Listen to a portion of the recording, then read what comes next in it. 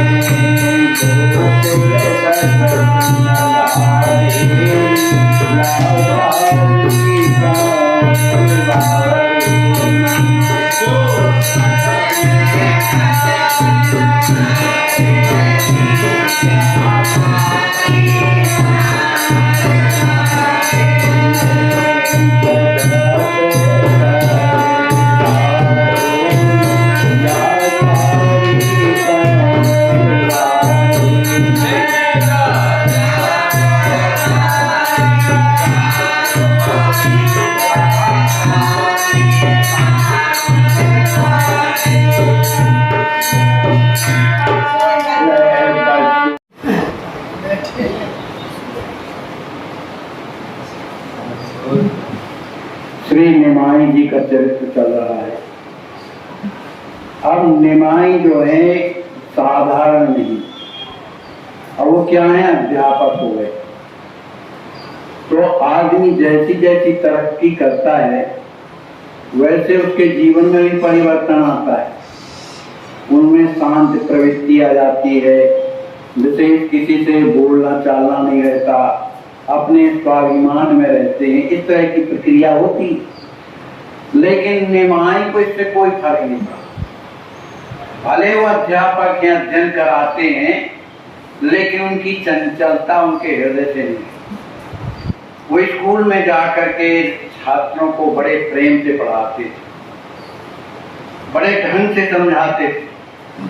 लेकिन जब कोई छात्र नहीं समझता था तो उसको कहते थे, तुमने तोता को देखा है? तोता कहना, तो कहें उसको कैसा सीताराम पढ़ाते हैं, बार बार पढ़ाते हैं ना, तो वो फिर बोलने लगता है।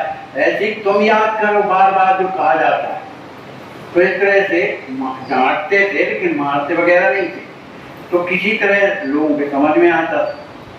अब जब स्कूल की छुट्टी हो जाती थी तो सभी बालक उन्हीं के, अब वो गुरु और शिष्य का भाव बिल्कुल नहीं, सब एक दूसरे से हिल मिल करके गंगा जी के किनारे जाते, कबड्डी खेलने लगते। महाचक्र प्रभु जो निमाई वो 4-4-6-6 लड़कों को उठा के पटक देते, उन्हीं को जिनको पढ़ाते। मने वो ऐसे घोल मिल गए थे कि ये कोई जान ही नहीं सकता था कौन विद्यार्थी है और कौन गुरु है। तो सबसे प्रेम से बोलते थे, पढ़ाते भी बड़े प्रेम से। इनके इन चरित्रों को देखकर जो ईर्ष्यालु लोग थे, कहें देखो इसको पढ़ाने का ढंग जो तो आता होगा हम तो नहीं जानते हैं, लेकिन शिक्षक के एक भी ढंग नहीं। बिना बाप का लड़का है, लाडला है, चाहे जो कुछ करे, इस तरह लोग कहते। लेकिन निमाई सब सुन लेते थे, उनकी परवाह नहीं करते। वो तो अपने बालकों के साथ में खेलना कूदना और बड़ी चंचलता, जल्दी जल्दी चलते थे, धीरे धीरे नहीं। जो लड़के पीछे रह जा रहे, तुम लोग बूढ़े हो गए हो, मेरी बराबरी में नहीं चल सकते, चलो जल्दी आओ। तो इस तरह से वो विनोद करते थे, लेकिन पढ़ाते भी बड़े प्रेम से, सबको अपना परामर्श देते थे। अरे भाई ऐसा नहीं, ऐसा पढ़ो। तो लोगों के जो लड़के आते थे पढ़ने के लिए, वो बड़े प्रसन्न होके जाते थे। माने कोई भी गधा लड़का उनके पास शाला में नहीं रह गया, भले वो गधे थे, लेकिन इतना बढ़िया पढ़ाते थे, सबका मन प्रसन्न हो जाता, सब पढ़ते। तो एक बार चट गांव का एक लड़का जिसका नाम था मुकुंद दत्त, वो भी पढ़ने आया किनके अद्वैताचार्य जी की पाठशाला।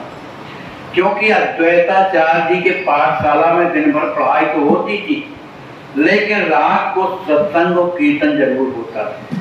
माने उस क्षेत्र में एक अद्वैताचार्य जी एक ऐसे थे जो वैष्णव के संबंध में जानते थे, भगवान के भक्तों के बारे में जानते थे, क्योंकि खुद ही वैष्णव थे, और बाकी वहां कोई नहीं जानता।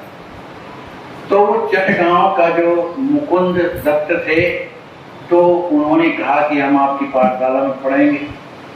बड़े प्रसन्न हुए। अब जब शाम का जब कीर्तन होता था तो उसका गला इतना मधुर था, इतना सुंदर था कि अद्वैताचार्य को बड़े प्रसन्न होते। कहा भैया तुम पद गाया तो तुलसीदास जी के, मीरा के, सूरदास के, ये पद गाया था। तो बढ़िया जब पद गाता था तो जितने वहां बैठे रहते थे छात्र झूम जाते। भाई गाने की एक कला होती, सबसे थोड़ी गाते बनता है। तो लेकिन उसका कंठी इतना सुरीला था कि सभी कोई उससे प्रेम करते थे। तो इस बात को जब नदिया के निमाई ने सुना तो उन्हें कहा कि मैं काय को जाऊं, मैंने वो क्या सबसे सुन लेता हूं, तुम मेरे सुने वाला। अब भले विवाह हो गया तो क्या हो गया, लड़का ही बुद्धि। अब एक दिन जब स्नान करने जा रहे थे तो वही जो मुकुंद दत्त था वो भी स्नान करने के लिए दूसरे दिशा से आ रहा था। तो किन्हीं लड़कों ने बताया कि जो गाता है लड़का ये वही। लो उनने सुना तो बड़े प्रसन्न हुए। वैसे अंदर ही अंदर प्रसन्न होते थे कि चलो इनके अंदर कोई कला तो भगवान ने दिया। और जैसे ही मिले तो दुनिया भर का झाड़ने लगे। तुम वैष्णव हो, कहाँ का वैष्णवता के बारे में जानते हो, किसे वैष्णव कहते हो, और ये कंठी पहने हो तो कंठी क्यों पहनते हो, बताओ इसके बाद। माने इतने प्रश्न पूछते थे कि वो परेशान हो जाता। कहा भैया हमारे गुरु जी ने दिया, इसलिए हम गुरु जी के कहने के अनुसार पहने और तिलक लगाते हैं। मंत्र भी दिया होगा, हाँ दिया है। तो जपते हो, हाँ जपते। कैसा जपते हो, अब कौन बता रही है दुनिया। उनने कहा भैया हम हारे, भैया तू जीता। वैष्णव जो था मुकुंद ने कहा हम हारे और तू जीता भाई, तू तो हमारा पिंड छोड़ अपना नहाने जा। तो किसी तरह से उनके अंदर प्रेम तो था। माने एक प्रकार का वातावरण बनाकर को और अपने माने प्रेम करना उनका एक सिद्धांत था। अब इस तरह से हुआ कि अब निमाई स्वयं आने लगे अद्वैताचार्य जी के यहाँ। स्कूल जैसे ही बंद करते रात के कार्यक्रम होता तो पद गान जब सुनते थे तो भाव में विभोर हो जाते। हम कहते हैं यद्यपि वो महापुरुष हैं, लीला कर रहे हैं, लेकिन जब तक वैष्णव के साथ में जब भक्त नहीं जाएंगे तब तक उसके जीवन में वो प्रभाव नहीं पड़ता है। क्योंकि भक्ति का प्रभाव तो भक्तों के बीच से होता है। जब वो वहां जाने लगे तो उनको ये लगा कि यहाँ का वातावरण कितना बढ़िया है, सभी कोई झूम रहे हैं, सबके नेत्रों से आंसू बह रहे हैं वो लड़के के पद गाने से। उन्हें बड़ी प्रसन्नता हुई। किसी तरह से रोज आते थे, सुनते थे और चले जाते, कुछ कहते नहीं थे। निमाई के जीवन में एक सबसे बड़ी बात थी, वो कहते थे गृहस्थ धर्म कैसा होना चाहिए। गृहस्थ धर्म का मतलब ये नहीं कि हम गृहस्थी में, गृहस्थ धर्म का मतलब होता है कि हम गृहस्थी में रह करके अपने घर को स्वच्छ रखें, अपने घर में बढ़िया तुलसी पधरा में बढ़िया भगवान की पूजा करें, और पूजा करने के बाद कोई भी अतिथि अपने घर में आवे तो उनकी सेवा करना, और नहीं आता है तो भी उनका सोच विचार करके कहीं कोई मिल जाए तो बिना अतिथि के सेवा किए कभी भोजन नहीं करना चाहिए। बहुत से ऐसे लोगों का जब तक वो दूसरों को नहीं पवाते तब तक नहीं पाते थे, क्यों कहते सत्कार। तो निमाई की स्थिति यही थी, वो किसी एक दो ब्राह्मणों को पकड़ कर लाते थे और रोजाना उनके घर में आते सत्कार हो, भले गरीबी थी तो क्या हुआ। और माता जी जो सची थी वे कोई भी जब आ जाता तो पुत्रवर व्यवहार करती थी, उससे स्नेह करती, प्यार करती। और उनकी पत्नी जो लक्ष्मी देवी थी वो बिल्कुल पत्नी माने पति के अनुकूल थी, अपनी सास के अनुकूल थी। वो ज्यादा बोलती नहीं थी, लेकिन निरंतर भगवान का नाम, निरंतर राधा कृष्ण ऐसा रटती रहती थी, क्योंकि उनके संस्कार पिताजी के नाम से रटती रहती। जो स्त्री हमेशा भगवान का नाम स्मरण करते हुए अगर भोजन बनाती है तो उस भोजन को पाने वाले भी भगवान के भक्त हो जाते हैं, क्योंकि वो एक प्रकार का उसमें जो है परमाणु जो है प्रवेश कर जाते हैं। इसलिए भक्तों के घर में भोजन करना निषेध नहीं है, पवित्र माना जाता है। तो इस तरह से उनका जीवन चलता था। तो निमाई जो है अब उनका कुछ मन दूसरी ओर मुड़ने लगा, चंचलता से हट करके भगवान की भक्ति के तरफ। कि ये भक्त लोग कितने झूम झूम करके भगवान का कीर्तन करते हैं, कितने आनंद में रहते हैं। तो इस तरह से हम उनको अपने आप ये लगने लगा कि मैं भी वैष्णव बन। अभी वैष्णव नहीं बने, मैं भी वैष्णव बन। अब जब संयोग भगवान जुड़ाते हैं तो सब संयोग भी जुड़ जाता है। तो जो अद्वैताचार्य जी महाराज के जो गुरु थे उनका क्या नाम था, माधवेंद्रपुरी। तो दीक्षा लेकर के आए थे, फिर उन्होंने कहा तुम गृहस्थी करना। तो उन्होंने मैंने 2 पत्नियों से विवाह किया, एक सीता और एक दूसरा ठकुराइन थी। और ये दोनों जो पत्नियां थी साधु संतों की सेवा बड़े ढंग से करती थी और बड़े सदाचार से रहती थी और कीर्तन करती थी, कथा सुनती थी। तो उनके संस्कार अलग थे। तो एक बार क्या हुआ कि माधवेंद्रपुरी के जो शिष्य थे ईश्वरपुरी, तो उनके जब गुरुदेव ने शरीर छोड़ा तो उन्होंने एक श्लोक सबके बीच में कहा था। वो श्लोक हमको नहीं आता है। उसका भावार्थ ये है कि मृत्यु की सैया में थे, उन्होंने कहा है प्रभु जैसा मुझे आपके योग होना चाहिए था लेकिन उस तरह का मैं न बन पाया। लेकिन आपकी अहेतु की कृपा कैसी कि जो इस तरह का पावन है, बन नहीं पाया आपके योग्य, फिर भी पर आपने कृपा करके से अपनाया, अपना दर्शन दिया। तो हे प्रभु अब मेरा कहीं भी जीवन जहां भी हो आपके चरणों का दर्शन करता रहे, बस मुझे यही चाहिए और सब पे आपकी कृपा बनी है। ऐसा कह करके उन्होंने अपना शरीर छोड़ दिया था। और वहां पर ईश्वरपुरी बैठे हुए थे। तो अंतिम समय उन्हें अपना जो प्रेम उन्हें दे दिया। ऐसा होता है महापुरुष अगर किसी को कुछ दे। तो ईश्वरपुरी जो रहे, उनके जो शिष्य थे, उनका हृदय ऐसा परिवर्तन हुआ कि उस आश्रम में भी उन्हें अच्छा नहीं लगता। करना जाए तो सोचने लगे जहां साधु संत मिले, उनसे सत्संग मिले तो मन में शांति हो। माने भगवान की कृपा जैसे प्राप्त हो जाती है तो भगवान का दर्शन ही अच्छा लगता है या भगवान के भक्त ही अच्छे लगते हैं। क्योंकि भगवान के भक्त जिसको अच्छे लगते हैं तो वाल्मीकि जी महाराज तो यही कहते हैं, राम जी ने पूछा कि हम कहाँ रहे, तो 14 स्थान बताए थे। उस 14 स्थान में एक स्थान ये भी बताया, राम भगत प्रिय लागई जेहि तेहि और बसहु सहित बैदे। माने जिसको आपके प्यारे भक्त अच्छे लगे, हे राम जी उसके हृदय में आप निवास करो किशोरी जी के साथ में। तो उन्हें अच्छा नहीं लगता था तो तीर्थ यात्रा में निकल गए। अनेक तीर्थों का भ्रमण करते रहे, जहाँ सत्संग होता था सत्संग सुनते थे। यद्यपि स्वयं विद्वान थे और एक ग्रंथ भी की रचना कर रहे थे।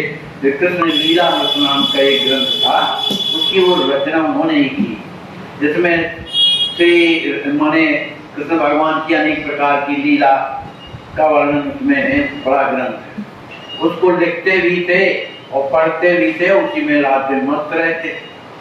इस तरह घूमते घूमते नौदीप पधारे, नौदीप, और उसी गांव में पधारे, नदिया गांव में। अद्वैताचार्य जी का जहां घर था उसी के बगल में एक वृक्ष लगा था और उसमें चबूतरा बना हुआ था। उसी चबूतरे में जाकर के बैठ गए। उन्हें मालूम नहीं कि किनका घर है, कौन क्या साधु तो साधु, उन्हें क्या मतलब।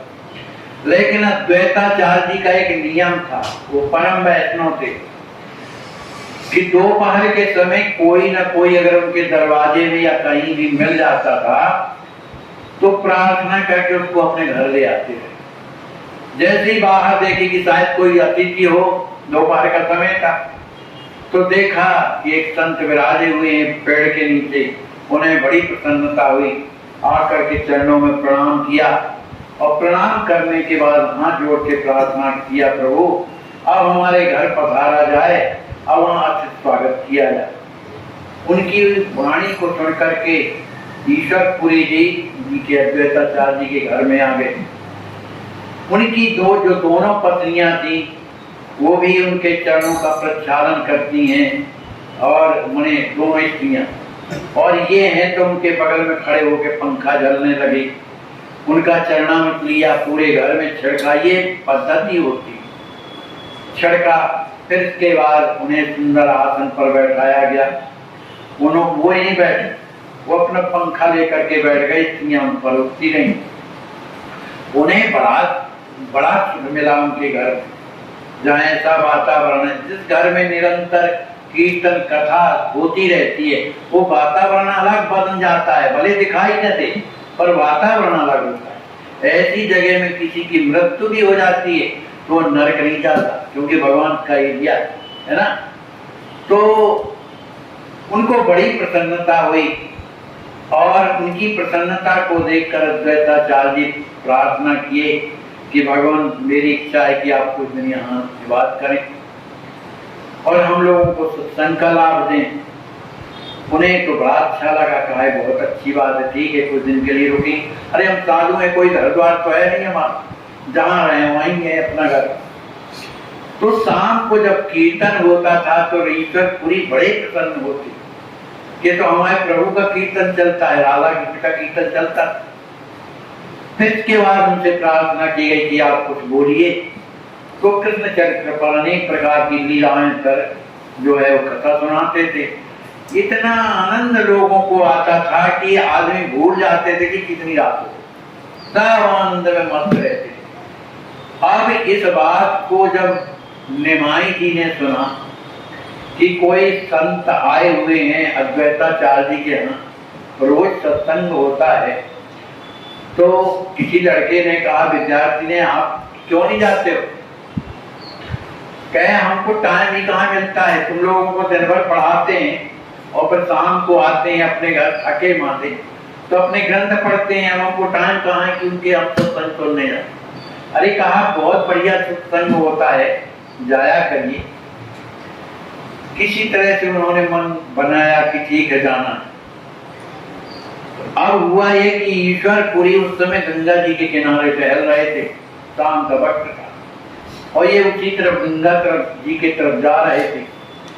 तो उन्होंने देखा हो सकता है यही हो, नवीन है ये, अपने यहाँ के तो है नहीं। तो जा करके उनके चरणों में प्रणाम किया। जब चरणों में प्रणाम किया तो परिचय हुआ, कौन हो बेटा तुम? कहा मुझे निमाई कहते हैं। अच्छा अच्छा अच्छा, तुम्हारा तो नाम हमने सुना है कि तुम बड़े तर्कशील व्यक्ति हो, तर्क ज्यादा करते हो। कहा क्या करें महाराज, हमको कोई चीज कोई कुछ बताता है तो जब तक उसकी गहराई में हम नहीं जाते, जब तक हमारा मन ही नहीं लगता है कोई शास्त्र वेद पुराण पढ़ने। कहा नहीं तो अच्छी बात है। अब इतना ही बार परिचय हुआ। अब ईश्वरपुरी महापुरुष थे, उनने कई बार देखा ऊपर से नीचे। तो निमाई कहता है महाराज काय को बार बार ऊपर नीचे देखते हो, हमें क्या, हम आदमी जैसे लड़के हैं।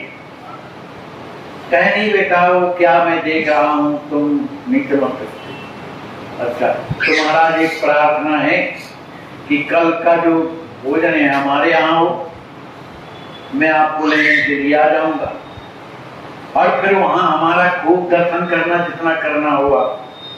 दर्शन शब्द कह दिया, दर्शन करना। लो अब इसके बाद दूसरा दिन जब आया तो निमाई उन्हें लेने के लिए आए। वो तो जान गए कि कोई महापुरुष। बड़ी प्रसन्नता हुई कि चलो उनके घर में आज प्रसाद पाने को मिलेगा।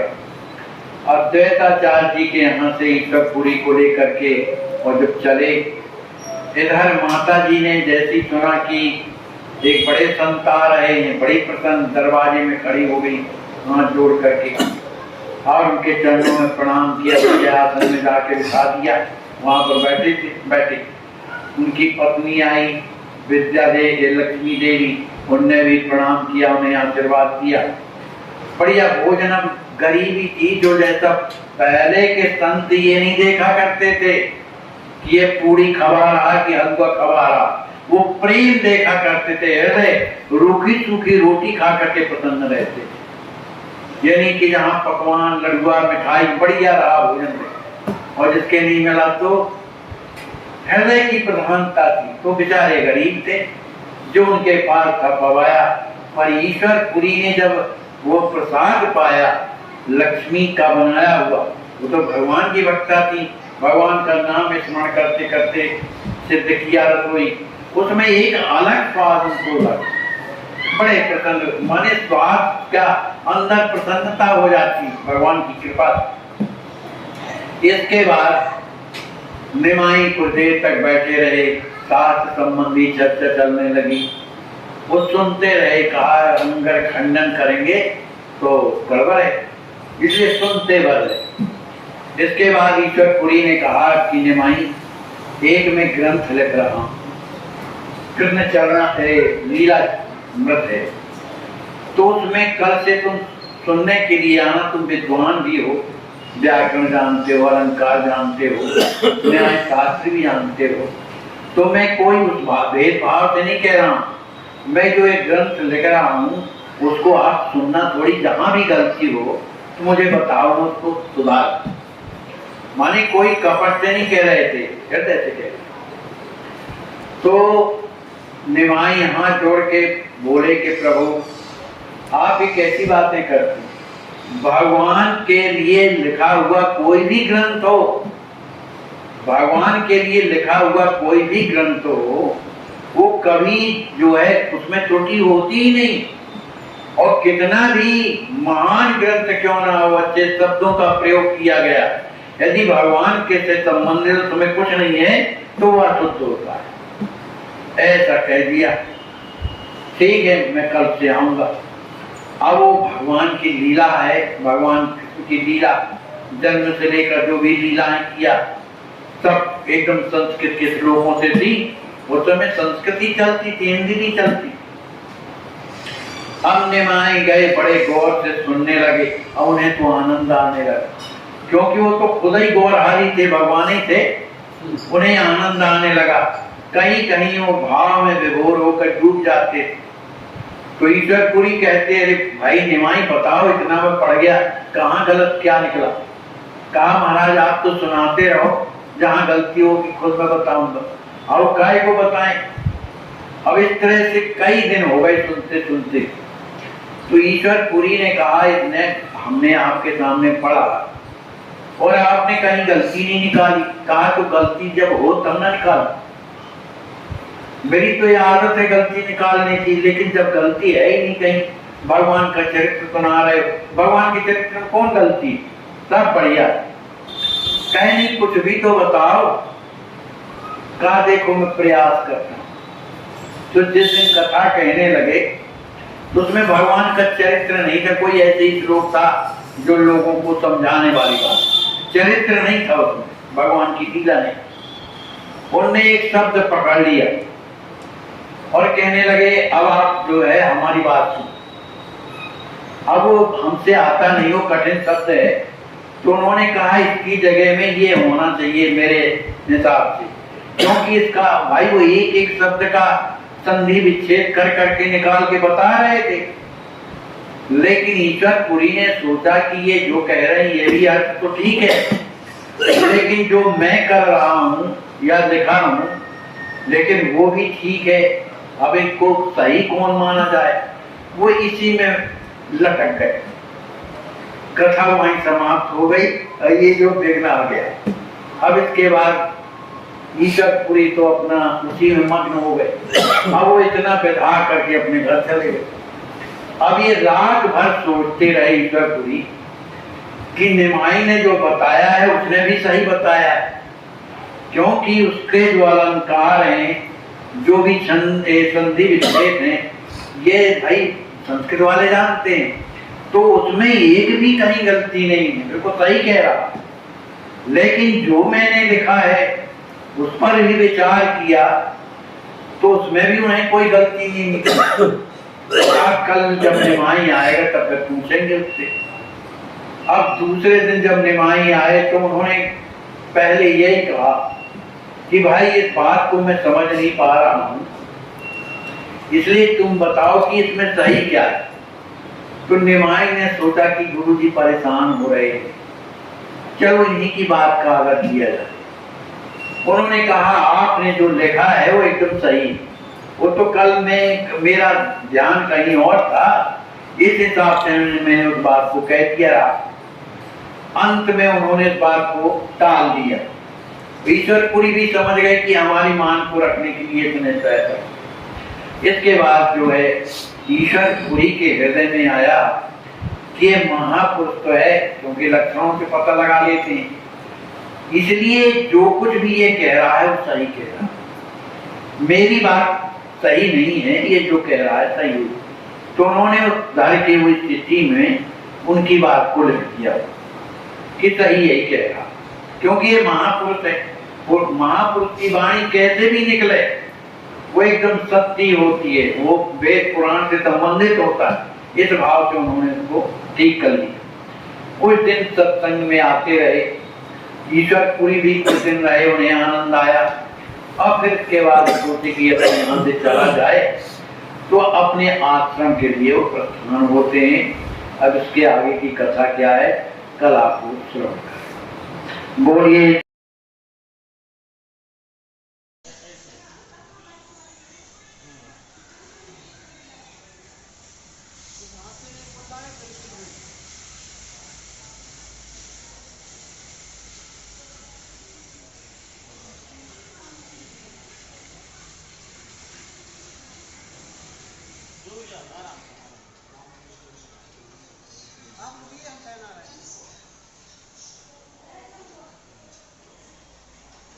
पूरा घाव है पैर में। कल एक्सरा हुआ तो उसमें एड़ी की हड्डी टूटी हुई है। एक्सीडेंट बहुत ज़ोरदार हुआ था, इसमें 18 टाँके लगे हुए थे। बहुत कष्ट है इन्हें। खून भी 6 HB निकला है, बहुत कम खून है, भूख भी नहीं लगती है। देख रहे हैं कंडीशन बहुत।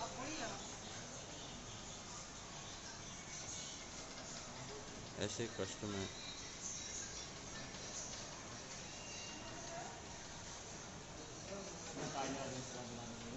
कौन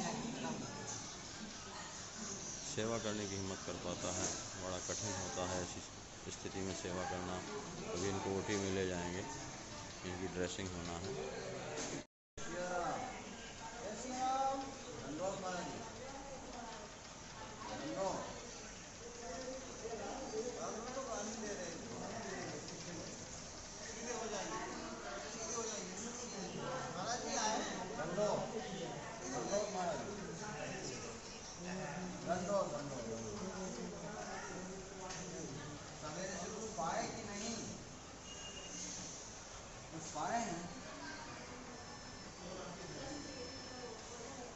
दर्द कहाँ पर है? दर्द नहीं है, ठीक है। इसमें कहाँ से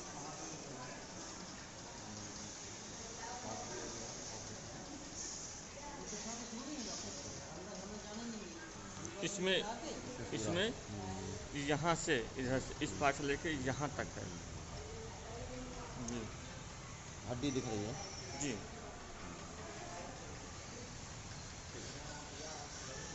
आप यह जो दृश्य देख रहे हैं, ऐसे आज भी हजारों लाचार वृद्ध अस्वस्थ हालात में पड़े हुए तड़पते ईश्वर अल्लाह से मना रहे हैं कि अब मैं जीना नहीं चाहता, सहा नहीं जाता, मुझे ले चलो। आइए, अगर आपके दिल में ऐसों के प्रति दर्द है तो ट्रस्ट के साथ मिलकर अपने अवकाश प्राप्त समय का दान देकर अपनी बौद्धिक योग्यता का, अपने धन का सच्चा सदुपयोग करके इनका दर्द मिटाएं और उस परम पिता परमेश्वर अल्लाह गॉड का प्यार प्राप्त करें। जिंदगी व संपत्ति तो एक दिन हमें छोड़ना ही है, तो क्यों ना हम अपने हाथ से ही उसका इन दुखियों की सेवा में सदुपयोग कर महान पुण्य के भागीदार बने।